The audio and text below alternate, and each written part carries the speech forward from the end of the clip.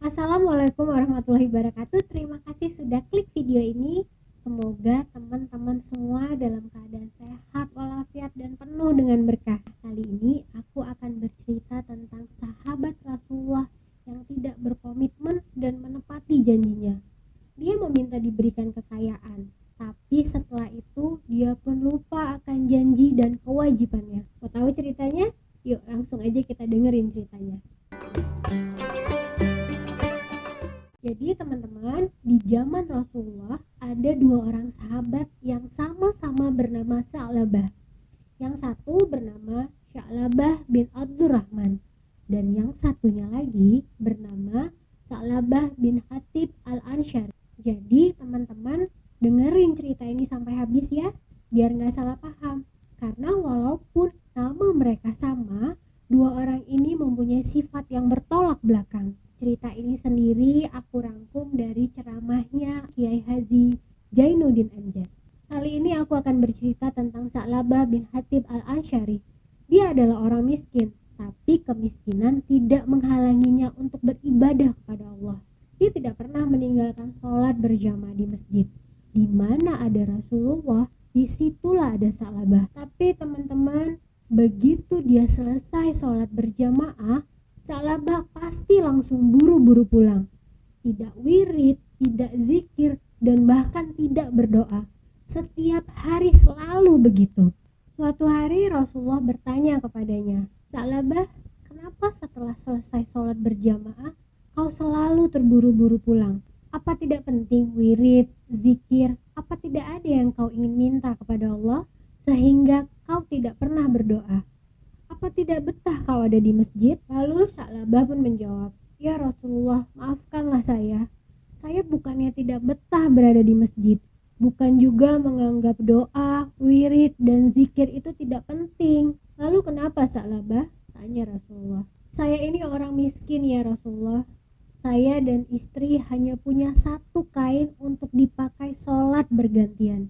Jadi waktu saya sholat di masjid, istri saya di rumah menunggu saya untuk pulang agar dia bisa segera gantian memakai kain tersebut untuk sholat. Makanya saya harus buru-buru pulang ya Rasulullah." Jadi teman-teman, ceritanya Sa'labah dan istrinya ini apusan kain. Rasulullah pun terdiam. Lalu Sa'labah berkata, "Ya Rasulullah, engkau adalah utusan Allah.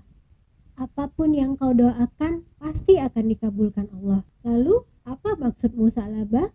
kata Rasulullah. "Ya Rasulullah, tolong doakan kepada Allah supaya saya jadi orang kaya. Kalau saya jadi orang kaya, saya punya kain sendiri. Istri saya juga jadi punya kain sendiri. Ibadah juga jadi jauh lebih tenang ya Rasulullah. Saya akan wirid, saya akan zikir, saya tenang berada di masjid. Gak perlu buru-buru pulang ke rumah." Jadi gitu ya teman-teman, omongan orang kalau lagi ngerayu. Jadi apa aja juga dibilang. Nah, semuanya manis. Sa'labah, jika sedikit kamu syukuri, maka Allah akan tambahin. Itu lebih baik daripada banyak tapi kau tidak kuat membawanya. Apa gunanya? Kalau memang cuma gelas secangkir dituang air 1 ember pun, lebihnya akan jadi mubazir. Begitulah jawab Rasulullah. Sa'labah pun pulang ke rumahnya. Keesokan harinya dia bertemu lagi dengan Rasulullah. Rasulullah pun bertanya kepadanya, "Bagaimana Sa'labah? Apakah kau sudah paham?" Sa'labah pun menjawab, "Sudah ya Rasulullah, bukannya saya tidak bersyukur. Hanya saja rasanya susah ya Rasulullah. Kami hanya mempunyai satu kain dan itu pun harus bergantian memakainya untuk sholat. Tolonglah ya Rasulullah, tolong doakan saya jadi orang kaya." "Sa'labah, kau ini adalah muslim. Siapa yang menjadi contoh orang muslim?" tanya Rasulullah. "Tentu saja engkau wahai Rasulullah." "Kalau begitu, apakah kau lihat aku kaya wahai Sa'labah?" "Tidak ya Rasulullah." "Kalau begitu, mengapa kau meminta kaya?" tanya Rasulullah lagi. Sa'labah pun terdiam. "Pulanglah Sa'labah," kata Rasulullah. Teman-teman, Sa'labah pun pulang ke rumahnya. 2 kali dia ditolak oleh Rasulullah. Nah, hari ketiga Sa'labah datang lagi ke masjid dan bertemu dengan Rasulullah. Sa'labah ini nekat. Dia berusaha meminta lagi kepada Rasulullah. Keras kepala juga ya Sa'labah ini. "Ya Rasulullah, kalau Allah memberikan rezeki kepada saya dan saya jadi orang kaya, pokoknya saya akan jadi orang soleh, tekun beribadah, dan saya akan memberikan hak-hak tiap orang, kata Salabah. Biasalah teman-teman, omongan kalau orang belum mendapatkan apa yang diinginkannya. Pasti selalu begitu. Janji manis ya teman-teman. Rasulullah pun terdiam dan berkata, apakah benar kata-katamu itu Salabah? Apakah kau yakin dan berjanji untuk menepati kata-katamu? Yakin ya Rasulullah, jawab Salabah meyakinkan Rasulullah. Lalu Rasulullah pun berkata, mari saya baiat. Jadi teman-teman, arti kata baiat adalah janji untuk taat. Nah, selesai membaiat, Rasulullah pun mendoakan Salabah, ya Allah, berikanlah rezeki kepada Salabah. Setelah itu Rasulullah menghadiahkan seekor kambing kepada Salabah, kambing betina yang sedang hamil. Rasulullah pun berpesan kepada Salabah, Salabah, bawalah pulang kambing ini, peliharalah baik-baik, semoga membawa berkah untukmu dan keluargamu. Salabah sangat senang dibawanya pulang kambing itu dan dirawat dengan sangat baik. Teman-teman, kambing tersebut pun beranak pinak. 1 jadi 2, 2 jadi 3, 3 jadi 5, dan makin lama makin banyak. Semakin banyak kambingnya, semakin sibuklah dia. Datang ke masjid untuk sholat berjamaah pun mulai terlambat. Kalau tadinya sebelum azan sudah datang ke masjid, nah kalau sekarang sudah qomat baru dia nongol di masjid. Lama-kelamaan sholat 5 waktu pun gak kelihatan lagi di masjid, cuma kelihatan kalau sholat Jumat saja. Itu juga kalau khatib sudah naik mimbar barulah dia datang. Karena Salabah sudah mulai jarang kelihatan, Rasulullah pun mulai bertanya kepada sahabat yang lain, kemana Salabah? Sibuk ya Rasulullah, kambingnya makin banyak. Sekarang dia mengembalakannya keluar kota ya Rasulullah, jawab salah seorang sahabat. Rasulullah pun berkata, aduh sian Salabah, aduh celakalah Salabah. Teman-teman, semakin lama Salabah hampir tidak pernah lagi datang ke masjid. Paling hanya kelihatan pada waktu sholat Idul Fitri ataupun sholat Idul Adha saja. Jadi cuma sholat tahunan saja. Kemudian sampailah waktunya saat dimana umat Islam mulai diwajibkan untuk membayar zakat. Rasulullah pun mengutus utusannya untuk mendatangi Salabah dan meminta zakatnya. Nah,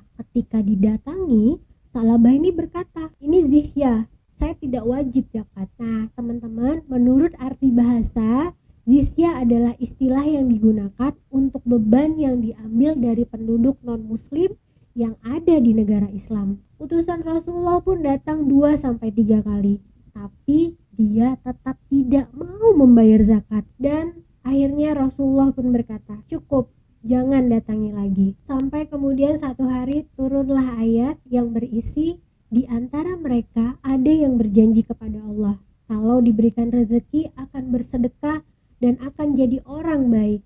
Tapi setelah diberikan rezeki, mereka berpaling dan lupa dengan janjinya. Kemudian ada orang yang menyampaikan ayat tersebut kepada Salabah. Mungkin ini sindiran untukmu wahai Salabah, kata orang tersebut. Salabah pun tersadar. Dia langsung menghadap Rasulullah untuk membayar zakat. Lalu Rasulullah berkata, cukup Salabah, 3 kali utusanku datang, tapi kau tidak mau membayar zakatmu. Sekarang bawalah pulang. Sampailah suatu hari Salabah mendengar bahwa Rasulullah telah wafat. Salabah pun sangat sedih dan akhirnya Salabah pun mengalami kebangkrutan di zaman Sayyidina Utsman bin Affan. Allah ambil kembali hartanya. Teman-teman, demikianlah tadi cerita tentang Salabah. Ketika Allah uji dia dengan kemiskinan, dia pun lulus, rajin beribadah dan dekat dengan Rasulullah. Tapi ketika Allah uji dia dengan kekayaan, dia lupa diri dan jatuh, menjadi orang yang bakhil atau orang yang menahan harta yang seharusnya dikeluarkan. Semoga cerita ini menjadi pelajaran dan bermanfaat untuk kita semua.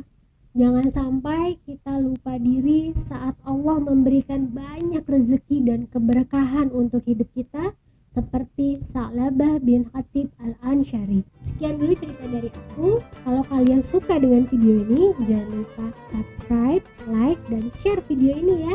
Dan jangan lupa nyalain notifikasinya supaya kalian akan tahu kalau aku upload cerita baru lagi. Terima kasih banyak yang sudah menonton. Assalamualaikum warahmatullahi wabarakatuh.